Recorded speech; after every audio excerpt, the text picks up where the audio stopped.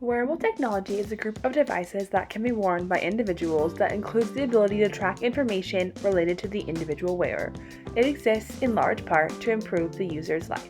My name is Nicole Ramirez, and I will be presenting on the emerging trend of wearable technology in education and its uses in the classroom.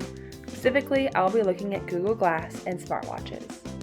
According to Sandel, it appears there are two major categories of wearable technology: devices that strap onto the human body and devices that are integrated into clothing.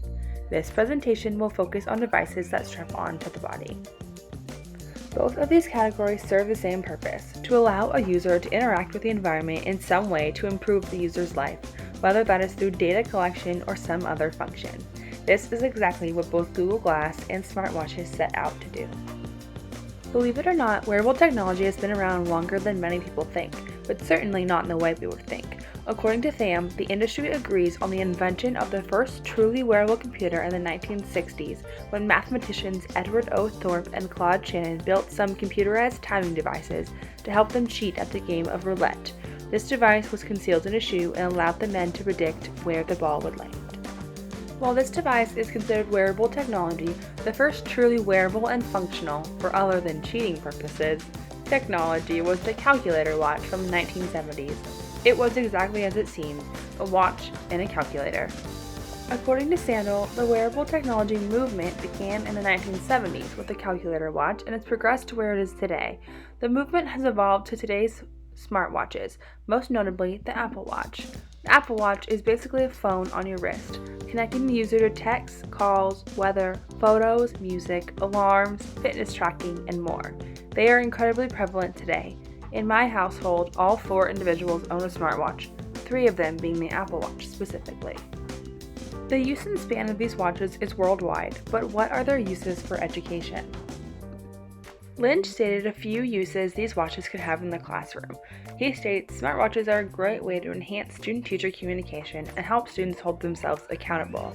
He goes on to say that smartwatches increase students' ability to self-monitor and self-regulate their learning experiences, in that they can send questions to a teacher remotely if they're too shy to ask aloud, schedule and receive reminders about schoolwork, or be used as an alarm or remote. Students can use smartwatches to regulate how much time they spend at a station or doing a specific activity. The timer feature on the watches makes this easy for students and allows them to become more responsible for their education and actions during the school day. Further, smartwatches can send alerts to students and teachers if conditions in a laboratory become dangerous. A wearable technology bracelet can measure heart rate, hydration levels, how many steps students have taken, and even breathing rate. A teacher can monitor all this data from a tablet and ensure students get the physical activity they need to be healthy while remaining safe. The uses for smartwatches in schools and education are seemingly endless. Students can even use them in lieu of laptops. Elton states, "You don't always want to get your laptop out for every class, and the watch can be a great way to take notes. With the right speech-to-text software, you don't even have to take them yourself." Smartwatches have already proved themselves useful in everyday life, and many believe they will soon be utilized in classrooms all over the country. Like the smartwatch, Google Glass is also an emerging technology trend poised to hit the educational systems. Google Glass and products like it are incredibly advanced technology. Google Glass enables students and teachers to search, take pictures, record video, make short instructional or how-to films from the perspective of the wearer, record student presentations, conduct virtual field trips, present a remote class, bring in outside experts, and answer or translate questions in a foreign language. In short, they take all the capabilities of a phone or tablet and wrap them around a student's head in a pair of glasses. Other features of Google Glass are that it is equipped with 4G and wireless internet technology, meaning that students can use them for both classroom input as well as output. They also allow teachers to communicate with students and watch their progress on assignments in real time instead of only seeing the final product.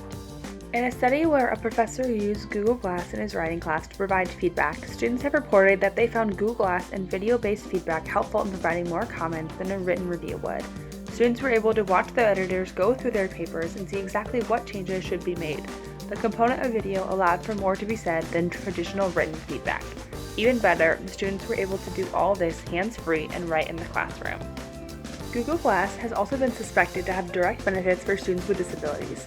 Sandel states, that in special education, this technology can fundamentally change the way students manage their disability and interact with their environment. Using wearable technology, autistic children can be monitored, and if predetermined boundaries are crossed, alerts can be generated and sent to teachers, students, and parents. Further, with Google Glass, physiological measures can be determined that over time can be utilized to predict meltdowns and provide that information to parents via mobile devices and to the child in real time. This means that students, parents, and teachers can be made aware of possible meltdowns and more successfully de-escalate the situation. Not only that, but the predictions can help students understand triggers and begin to manage them on their own. It even has the capacity to provide qualitative data relating to attention and focus of the wearer. Overall, as Atala and Elager state, disabled students benefit hugely from the many advantages that the application of wearable technology brings to their education, as it makes their learning process easier and enables them to compensate for their disability. As a whole, wearable technology can increase a student's ability to interact with the environment more naturally, be innovative and creative, and to access information easily without obstructions. So far, we have heard the benefits of wearable technology in education.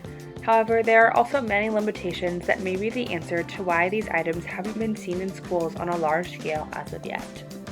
First, logistical reasons. Atala and Elager state that wearable devices are rather small and light, and they do not usually have their own wireless internet connection. Instead, they need a smartphone or a computer in order to connect to the internet. This is true for smartwatches and Google Glass. Further, users of Google Glass have reported that a full day of Google Glass requires recharging of the glass in midday. If classrooms were to implement this technology, they would be interrupted due to low battery.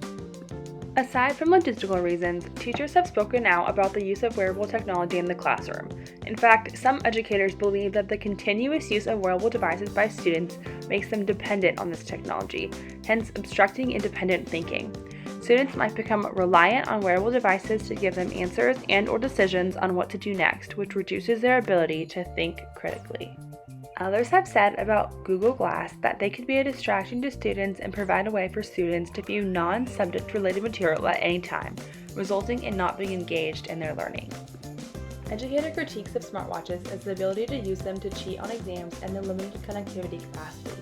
Apple Watches, along with other kinds of smartwatches, can only be connected to one external device at a time. For instance, multiple watches can be paired to a single iPad, but only one can be connected and function at a time. This would mean that every student would need to have another device in addition to the wearable one in order for the watch to function. The major limitation of both Google Glass and smartwatches is the cost. Some articles suggest having students buy their own. This is inequitable and only creates a larger achievement gap and groups of haves and have-nots. This is not the kind of education we should provide to students and is likely a reason we have not seen a large spike in wearable technologies in schools. If all these issues were to get worked out, wearable technology will still likely be met with opposition in classrooms. The challenge of school leaders will be to shift the paradigm of schools to accept the value of what wearable tech can bring to education and not be seen as just one more thing that teachers must do to entertain students. Sandel suggests that implementation of wearable technology will be met by three groups: the progressives, those that jump in and are excited about the technology, the status quo, the wait and see how it will affect my classroom group, and the resistors. He continues stating that recognizing the resistors and understanding their concerns is critical if the change is going to be sustainable. Sustainable change looks, in large part, like providing professional development on the use of wearable technology to teachers and administrators. Wearable technology has come a long way from the calculator watch in the 1970s. Smartwatches can be seen everywhere from beachgoers to your doctor's wrist. Both smartwatches and Google Glass are incredible technologies that we can expect to see in classrooms in the near future. Once the limitations are addressed, these technologies will take the education world by storm.